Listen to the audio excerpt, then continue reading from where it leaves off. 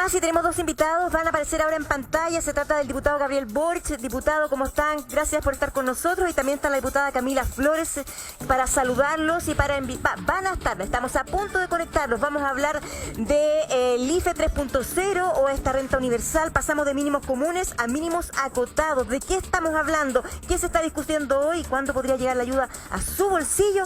Revisamos la nota y luego conversamos con nuestros invitados. Para nosotros este tema es urgente. Renta básica universal que vuelve al centro del debate, esta vez de la mano de las bancadas de diputados de Unidad Constituyente y Nuevo Trato, porque este jueves presentaron su propuesta para la agenda de mínimos comunes abordada la semana pasada entre el Ejecutivo y el Congreso.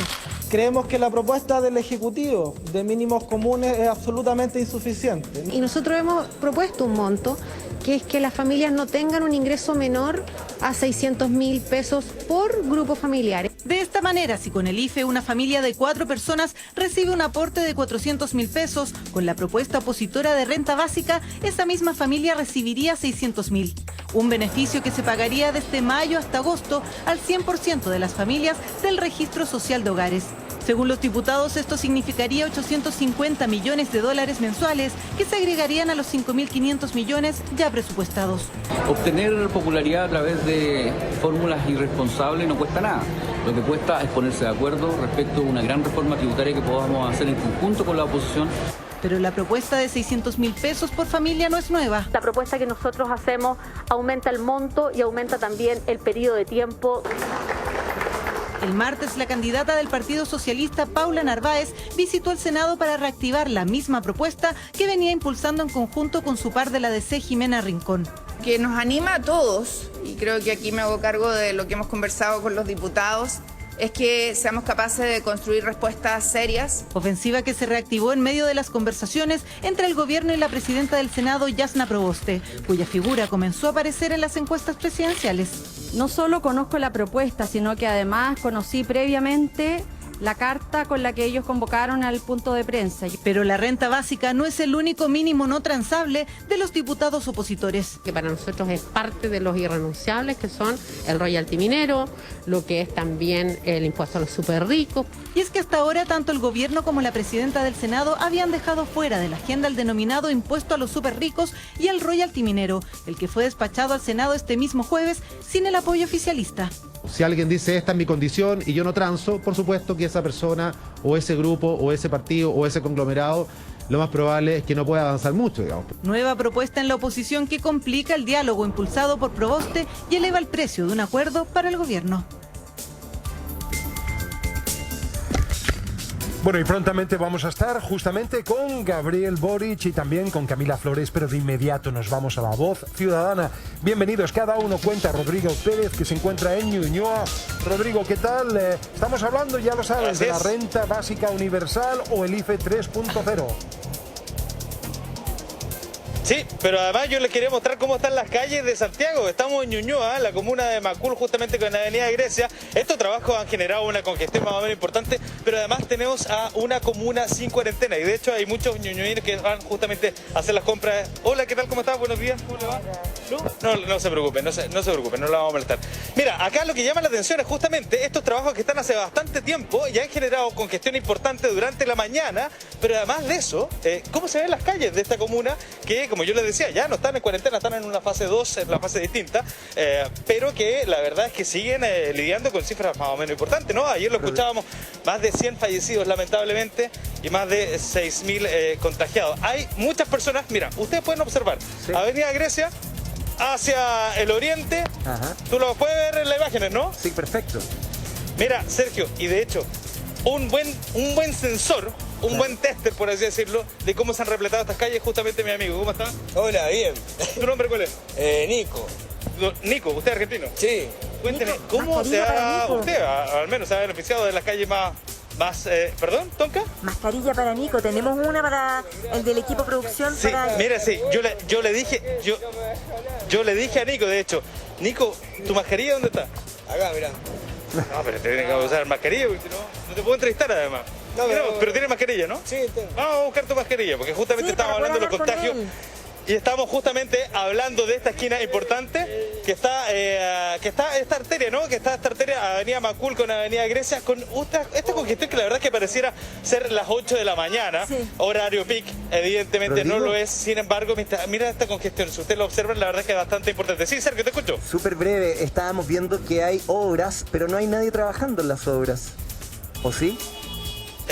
Exactamente, y justamente es eso lo que le llama la atención a los ñuñoínos. Se produce una congestión importante porque los pilla justamente el semáforo, pero ellos se preguntaban, ¿dónde están los trabajadores? Claro. O sea, evidentemente aquí en este sector no hay nadie trabajando, pero estas obras están ahí prácticamente botadas. ¿Cómo está? Muy buenos días, muy breve. Oiga, usted está aquí todas las mañanas. Nos preguntábamos justamente por esta obra que produce la congestión en estas dos arterias importantes, pero no hay nadie trabajando. No sé qué pasó porque están todos los días trabajando ahí. Y hoy día al menos está así. Justo cuando llegó la tele. ¿Usted pudo abrir ahora hace poco? Es que yo no abro, yo vengo llegando. Viene llegando. Yeah. Y justo cuando llegó la tele, no desaparecieron los trabajadores. Y no es ni la hora de colación. No. Es que no les puedo decir algo porque pasan ahí. Hable con el joven de ahí, de aquí, de aquí. Le vamos a preguntar. Muchas gracias, muy amable, muy amable. No se preocupe. Oye, mira, la verdad es que llama la atención. ¿Por qué? Por lo que yo les decía, genera esta congestión importante. Los ñuñueños ya están acostumbrados a esta congestión acá en el sector y no saben por qué esto está abandonado. ¿Cómo está? Muy buenos días. Buenos días. Uy, usted transita a diario por acá. Sí, correcto. ¿Se notó el cambio de fase en la comuna? Sí, no, increíble. Ya, y la pregunta que se hacen los ñuñuinos es ¿por qué se genera esta congestión por estas obras que la verdad es que no tienen a nadie trabajando? Bueno, en todos lados está sucediendo lo mismo. ¿Ya? Empieza la obra, comienzan los sacados de elementos, ¿ya, claro? Y después se van y no trabajan más. Es decir, alargan el contrato. Ah, ¿usted cree que es por eso? Sí. Y hay una deficiencia de presupuesto. Sé que genera esta congestión que la verdad es que es bastante importante. Imagínense, tienen noviembre, diciembre, enero, febrero, marzo para trabajar. O en la noche. Sí, claro. En la noche más que nada. Y justamente... Pero no, en marzo se largan todo, sí. En todos lados. La verdad es que no entienden mucho los ñuñoínos. Muchas gracias, muy amable.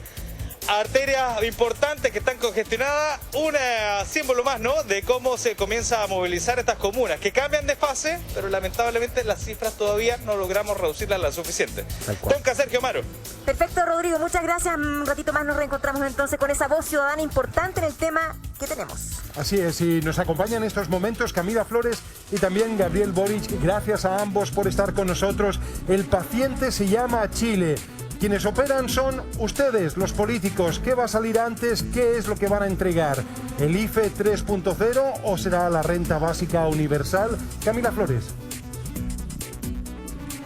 Hola, buenos días, Amaro, buenos días a Gabriel, a todo el panel, a todos los que están allá en el estudio.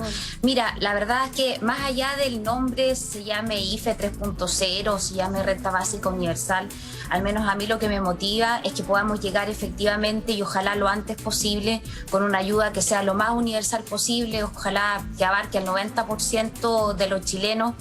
Y que efectivamente al menos y que sea la máxima cantidad de recursos posible y ojalá, cierto, que al menos le permita a una familia de clase media llegar hasta final de mes para poder, cierto, pagar sus cuentas básicas. Hagamos Mira, la cantidad una conversación justamente. La cantidad de monto solamente, muy cortito, Maro, muy cortito. La cantidad y el monto ojalá sea lo que más se pueda, ya, porque al final del día nosotros podemos tener como parlamentarios mucha voluntad, pero al final quienes manejan la billetera fiscal es el gobierno.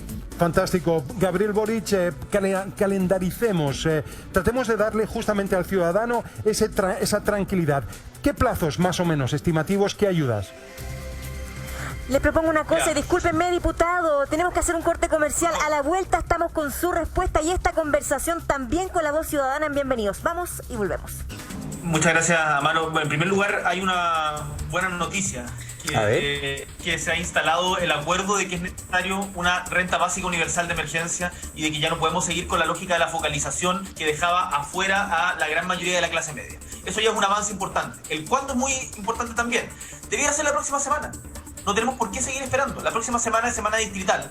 Se supone que no hay sesiones legislativas porque los parlamentarios van a sus territorios, pero yo invito al gobierno y a la mesa de la Cámara de Diputados a que sesionemos lunes, martes, miércoles, todos los días que sea necesario para sacar la renta básica de emergencia, en la que, miren los opuestos. Diputado, perdone. Con Camila Flores estamos... Sí, deja terminar este punto, pero con Camila Flores estamos en desacuerdo en casi todos los aspectos de la vida, permanentemente. Ella es pinochetista, yo soy de izquierda. Y estamos de acuerdo en la renta básica. ¿Por qué vamos a seguir demorándolo? Ya, ahí no hay ninguna excusa para sacarlo ahora. Ahí me pregunta, porque la diputada Flores señala, bueno, primero que nada, una vez más, bienvenidos ambos, señala que hay una cosa con los nombres, que a ella le parece que es un poco igual el IFE con la renta básica universal. Explíqueme usted cuáles son las diferencias, por favor. Sergio, a mí me da exactamente lo mismo el nombre que le pongan, quién se saca la foto y quién le pone la firma. Es un tema de nombre. Lo que nombre. importa es que las ayudas lleguen. Es un da tema lo mismo el nombre. de números. Parece que acá el tope es la cantidad, ¿o no? Ese es el problema que se tiene hoy, ¿no? Las diferencias... Y los tiempos. ¿Ya? Las diferencias son el nivel de universalidad. Nosotros decimos universal, acogimos la propuesta de la Fundación Sol. Mira, Camila decía recién 90% de las familias. Nosotros estamos hablando del 96% de las familias, que son 8.4 millones de hogares en Chile. Sí. Pero estamos cerca, estamos muy cerca. El monto también es diferente respecto a lo que está proponiendo el gobierno, porque el gobierno propone una renta o renta básica, IFE, como se le quiera llamar, debajo de la línea de la pobreza, del orden de los 100.000 pesos por persona. Nosotros proponemos una que tiene que estar por sobre de la línea de la pobreza y que tiene que ser una renta de subsistencia que permita a las familias de clase media también mantenerse en función del número de integrantes del hogar. ¿Cuánto cuesta eso? Es caro, pero recursos hay. El tema es que el chacho está mal pelado. Nosotros decimos que en promedio debiera ser como 533.000 pesos por familia dependiendo del número de habitantes. El rango es entre 330.000 pesos y 1 millón de pesos. Eso, insisto, cuesta plata, pero Chile tiene recursos. Tenemos que distribuirlos mejor. Y en esta emergencia, pongámonos las pilas. Se puede. Si con Camila Flores estamos de acuerdo en esto, que es inédito, saquémoslo rápido. Claro, pero se necesita voluntad. ¿Qué estaría dispuesto, por ejemplo, su sector, Camila, en poner sobre la mesa, en dejar de luchar y pelear por un punto para que esto funcione lo antes posible y la ayuda llegue a la ciudadanía? Porque van a tener que negociar esto. No creo que vayan a poder conseguir el todo planteado. Ojalá que sea así, pero para ser sinceros, ¿usted cree que eso sea posible? Mira, Tonka, yo creo que en mi sector, al menos lo que tiene que ver con los parlamentarios y particularmente los diputados, yo creo que estamos mucho más cerca oposición y oficialismo en cuanto a los números. Yo creo que acá más del sector, digamos, como parlamentarios propiamente tal, yo creo que acá lo que tenemos que lograr es convencer al gobierno, ¿ya?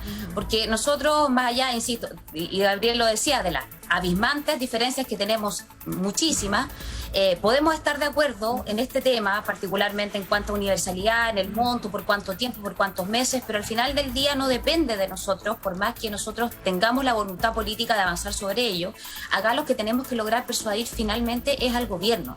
Y yo creo que esa es una tarea que nosotros particularmente como oficialistas tenemos, y tenemos que actuar rápido, con fuerza. Nosotros al menos desde Renovación Nacional ya estamos tratando al menos de persuadir a lo que tiene que decirnos al final del día el ministro de Hacienda, que es muy importante lo que ellos nos puedan decir.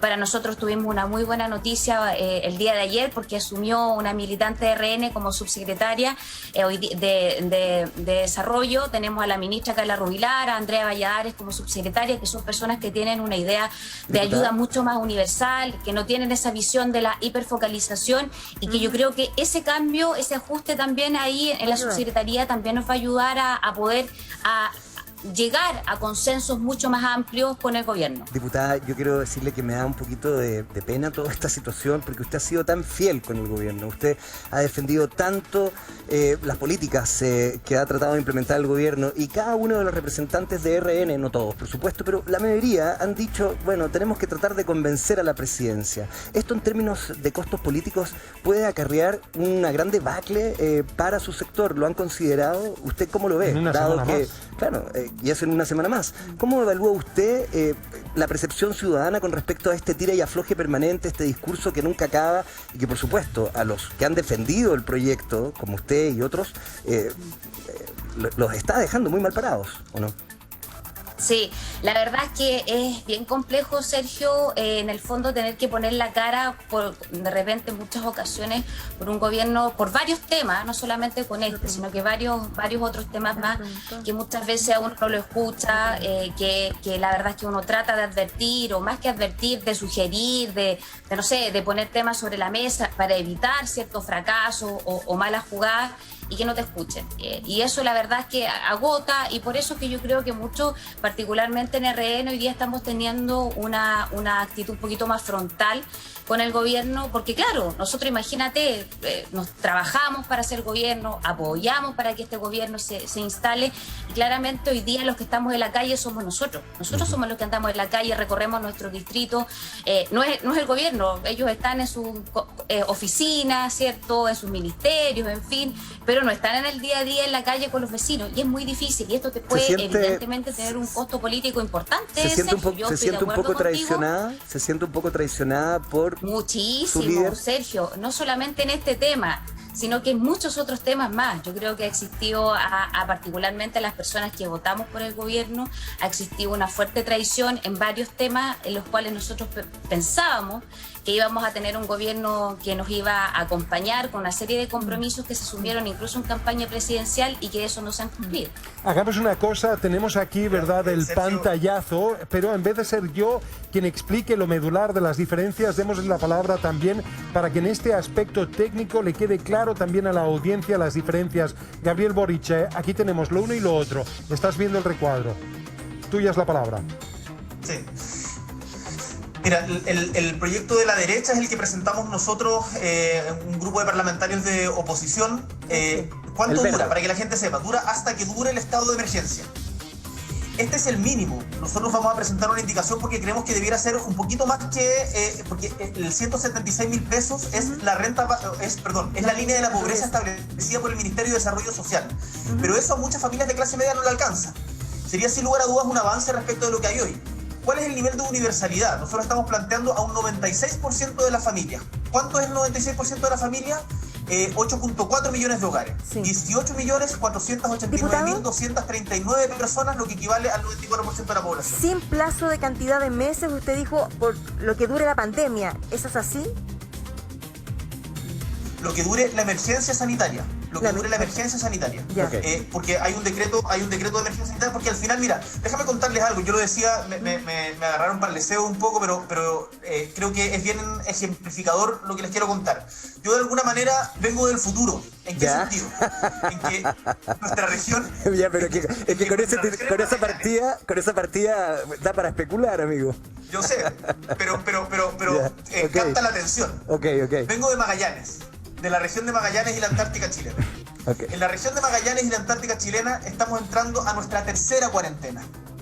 En el norte del país, digo norte desde Magallanes, o sea, desde Puerto Montt para el norte, pensemos en la gente que está viendo en Santiago, piensan de que esta segunda cuarentena se está acabando y listo, termina la pandemia. En Magallanes están las cosas. No es así. En Magallanes tenemos la tasa más alta de vacunación. ¿Y sabes por qué ha pasado esto? Porque la gente no ha podido quedarse en su casa, se tiene que parar la olla. Mostraban recién imágenes de ollas comunes. En la población Alfredo Lorca, en la población en La Pingüino, en La Firroy, estoy hablando de poblaciones en Punta Arenas, se siguen parando ollas comunes. Y la gente tiene que salir a trabajar. Los coleros de la Feria de la Lorca siguen yendo a trabajar. Entonces los contagios ha reducido el número de ocupación de camas críticas respecto de gente de mayor edad. Pero son los más jóvenes los que ahora están con problemas en Magallanes, porque son los que no se han podido ir a vacunar también. Bueno, porque vamos con un calendario particular. No se puede quedar en la casa, la gente no se puede quedar en la casa porque no ha habido un apoyo. Entonces, yo lo que le digo, no repitamos lo que nos está pasando en Magallanes para el resto del país. Renta básica universal de emergencia, o como quieran llamarle ahora. Y el Sebastián Piñera, oiga, lo barato sale caro, deje de regatear. No puede seguir regateando con la necesidad de las personas. Entonces, ¿estamos de acuerdo en esto? Avancemos ya, no sigamos demorando. Pregunta, diputada, ¿de acuerdo absoluto usted con el planteamiento del diputado Boric y con el proyecto en verde, que es el proyecto de la oposición? Sí toca, y ojalá si se pudiera un poco más, fantástico. Ahora lo que hay que ver acá es llegar a un consenso con el gobierno, porque evidentemente la plata tampoco crece en los árboles, y en eso tenemos que ser responsables y ver, ¿cierto?, cuánto la proyección, si logramos, por ejemplo, subirlo a 500.000 pesos, porque ahí lo veo muy bien, yo soy media piti, pero eran 460 y algo, ¿cierto?, que veo, ya, pero si lográramos, por ejemplo, que llegue a 500 o un poquitito más de 500, sería fantástico, ya, ahí lo veo perfecto con el acercamiento. Pero ahí, por eso tenemos que lograr llegar a este consenso finalmente con el gobierno, y que efectivamente también sea para las familias, que un poco el diputado lo decía, las familias que en su gran mayoría no solamente hoy día ya son vulnerables, tenemos muchas familias de clase media que también lo necesitan, y eso yo creo que tiene que ser un punto que nosotros como parlamentarios no debiéramos ceder. Ya no puede ser solamente para las familias más vulnerables. Hoy día la vulnerabilidad de nuestro país es realmente abismante. Muchas familias que estaban, no sé, esta clase media emergente, jóvenes profesionales que estaban recién partiendo, saliendo adelante, pasaron a la vulnerabilidad de una manera importantísima. Ya en una casa, a lo mejor donde antes trabajaban 2 o 3 personas, hoy día con suerte trabaja una. Por eso yo creo que si en un punto no podemos ceder es con esta visión que tiene tan de repente sesgada el gobierno de la hiperfocalización. Pues yo ni siquiera hablo de la focalización. Entonces tenemos que lograr no solamente el monto, que yo creo que obviamente es muy importante, pero lograr sobre todo que no ceder en esto, no transar, que también vaya para las familias de clase media. Eso es fundamental. Antes de que vaya el diputado Boric, tenemos la voz ciudadana. Rodrigo Pérez ya está ubicado y tiene un testimonio. Adelante. Claro, estamos con la señora Mary, que tiene este negocio aquí en Ñuñoa, en 2 calles bien importantes, Irarrázaval con Pedro Aldía. Y estábamos conversando, ¿no?, respecto de cómo le ha ido esto con la pandemia, las cuarentenas, y qué es lo que piensa respecto a estos bonos. ¿Qué será mejor? Yo creo que universal. Universal, por lo que te contaba en delante, que el tema es que la primera pandemia, 4 meses encerrada y no se recibió nada. ¿Con su negocio cerrado? Con el negocio cerrado. ¿Qué es lo que hizo 4 meses? Traté de irme a la feria, pero es muy complicado, tenía miedo por el contagio. ¿Y postuló a bonos? Postulé a bonos, pero no me resultó nada, no salí clasificada para nada. No salí nunca ni con ningún bono, ni con nada, ni con el bono de clase media tampoco, nada. ¿Pero usted está más de acuerdo entonces con la renta universal? Que sea claro, universal, porque ahora, imagínate, estuvimos como casi 2 meses, ahora último, y tampoco nada. Y ahora está abriendo hace poquitos días, ¿no? Claro, abrimos el viernes. Recién estamos sacando la mercadería de bodega, porque hay que pagar bodega, hay que pagar una infinidad de cosas. La patente, tuve que ir el viernes, 250 y tantos mil pesos. 250. Claro, y tengo que arreglármela como sea. Pues, ¿Y has ido, Rodrigo? Tengo mi hijo estudiando. Claro. El papá me ayuda. Y Sergio no está hablando. Sí, lo que pasa es que una y otra vez vamos con los ciudadanos en la calle que tienen situaciones como la entrevistada y finalmente no reciben los bonos. Entonces, de estos 18.000 millones de pesos que el gobierno dice haber puesto sobre la mesa, ¿cuánto realmente es el que ha llegado a puerto? Esa es una pregunta enorme, porque ¿será el 90% de las personas que nosotros entrevistamos que simplemente dicen no califico? Absolutamente. ¿Qué piensa la...? Absolutamente, nos pasa muy frecuentemente que uno pregunta, y bueno, me imagino yo que usted conocerá gente que sí ha recibido el bono, ¿o no? Claro, por ejemplo, mi vecino que ya es viejito, reciben por jubilación, algo por aquí, por allá le dieron, pero yo nada, absolutamente nada, y muchos más que ninguno. O sea, aquí a la vuelta tenemos un compañero infectado y no recibió ayuda de nadie. Y ningún bono ni nada. Rodrigo. Todavía está en la UCI, está grave. Sí, Amaro, te escuchamos. Si me permites, yo creo que esto invita también a una conversación profunda con los diputados, porque estamos hablando al final de las pymes, que reconocidamente están muchas de ellas en el subsuelo. Ahora, preguntarle justamente a la señora que te acompaña, no sé cómo se llama. Señora Mary. Mary, sí. Mary, sí, Mary. Permítame la impertinencia. ¿Usted milita en algún partido político? ¿Se identifica de alguna tendencia política o no? La verdad que no me interesa ningún partido, porque si yo no trabajo no tengo. Esa es la verdad. Ya esto va a mi pregunta. Ya estamos cansados, sí. Mi pregunta va a lo siguiente. Viendo verdad el escenario, ¿por dónde se va a inclinar usted? ¿Derechas, izquierdas? ¿Tendrá algún problema con votar justamente por el oficialismo o no? Dado lo que ha sido el manejo... Mira, lo único que a mí me interesa, o sea, lo que veo como más directo y que lo ha apoyado en bastantes cosas a nosotros como comerciantes, ha sido Guido, el que va por alcalde acá de Ñuñoa. Ya. Y yo creo que esa va a ser mi única votación, que va a ser con amor. Pero no tiene que ver por un partido, sino No, que no tiene que ver con partidos, sino netamente tiene que ver esto porque él ha sido humanitario con el comercio, con Ñuñoa. Ha sido una persona linda que lo ha ayudado. ¿De qué manera? Sí. Respecto a partidos políticos no se identifica. No me identifico, no. ¿Y le da mucha importancia o no tanta importancia también a la constituyente? ¿Está animosa con respecto a esta nueva constitución que también va a haber un voto? ¿Usted está animosa con respecto a votar? Sí, claro, yo voto. Sí, voto acá en Ñuñoa, sí. Y bueno, estamos viendo qué es lo que pasa. En realidad no soy partidaria de la política porque para mí la política es toda sucia. Sí, de verdad. Estoy decepcionada, sí. Lo único que, como lo dije en delante, el voto que va con cariño es para Gildo. Parece que fue campaña. Sí, es la campaña, sí. Oye, agradecer a la señora Mari, agradecer a Rodrigo.